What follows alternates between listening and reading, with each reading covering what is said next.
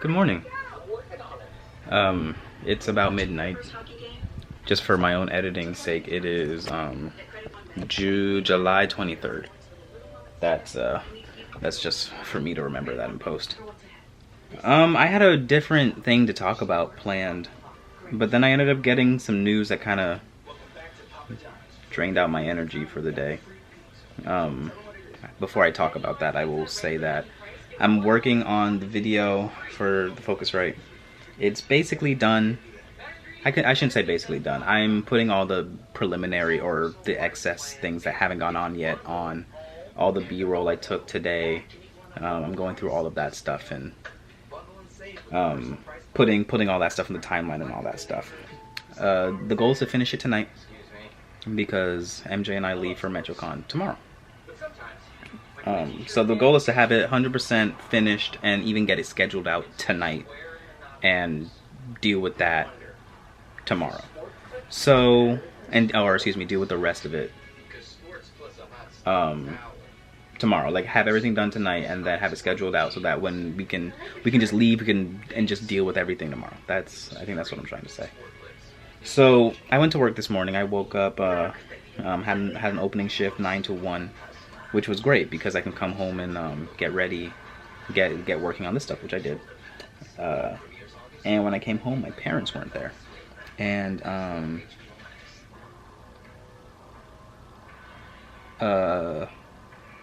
when they came back home, they told me where they went. And they told me that they were at some old friends' houses. It's been a very long time since we've seen them, like 5+ years, maybe even 10+ at this point. And the reason why we went over there is because when I was a kid, I used to live in a different neighborhood and all that. I moved around enough as a kid, but I used to live in this neighborhood. And I met these guys because one day my parents didn't come home in time to pick me up from elementary school. I was maybe in 2nd grade. And I didn't have a phone or anything like that, so I was just panicking. Like, I didn't know where my parents were or anything. And this woman offered to, like, wait with me and all of that stuff. And me being the overly trusting person that I am, I was just like, okay. And I just waited with her. In hindsight, that was a insane thing to do. Like, stranger danger is real, but I was a really trusting kid. And it turned out to be really, really, really fine.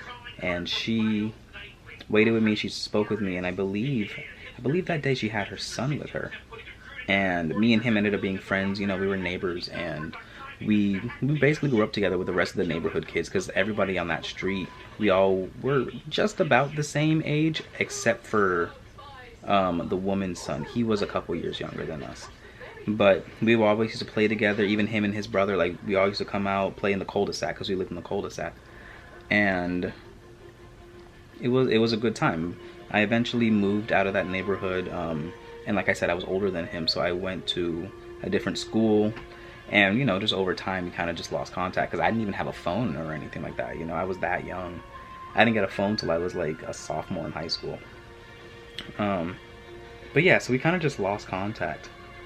But, you know, I always remembered him, obviously, and everything. And I got the news today that he passed away yesterday. And it's a very weird feeling, because it's honestly, it's a very strange feeling, because like I said, I wasn't that close to him. We hadn't spoken in well over 10 years. But, like, I never forgot him, you know. It's like, he was such an important part of my childhood, and so were all of these other kids, to the point where I still keep up with them, even if it's just on social media or whatever. But yeah, I got that news today. I knew that at some point in time in his, like, late high school career, that he had fallen in with some people that probably weren't the best for him, and he was using substances that weren't the best for him, and that's what ended up being his downfall. And again, like I said, it's like we weren't super duper close, so it's not like it was a crushing thing to hear, but it's kind of been in the back of my mind all day today, like as I'm working, you know. And obviously I didn't know what ailed him. I don't know what ailed him, but I definitely wish that he would have been able to find like a better, a healthier, a more productive outlook. You know, because I feel so bad for his mom, man, and his brother, his sister, his dad. You know, all of them now have to live with this. And even I feel conflicted about it, and I was so separated by this point, you know.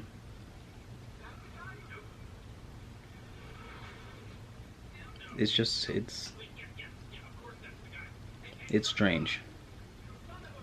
It's strange because even after all this time, he would pop into my mind every once in a while, and I would know it. It's like, oh yeah, I don't know how he's doing, but I know we're walking the earth together, you know. And I can't think that anymore.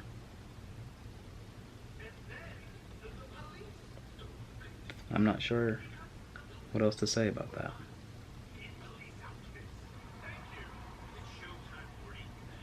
I'm really not sure what to say about it. Um, the funeral is going to be sometime soon. No date is confirmed or anything like that, but I know it's going to happen sooner rather than later because when my parents were speaking to his parents, they were she said that they were going to try to find a date by like Friday.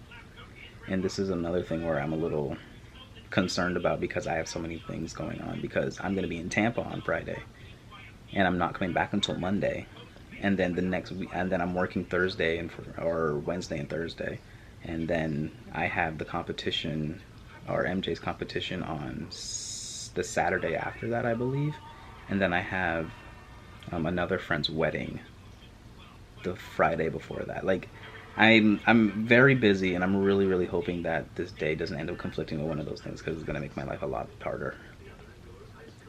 But that's not. I guess we'll deal with that when we get there. I guess I'll just end the episode with that. There's not much else to talk about for the day. Tomorrow's a new day.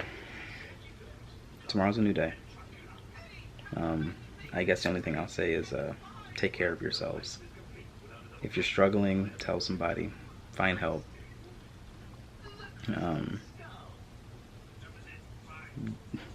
Do what you have to do to take care of yourselves and your people.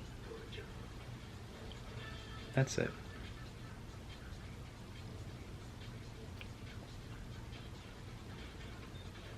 Yeah, that's it.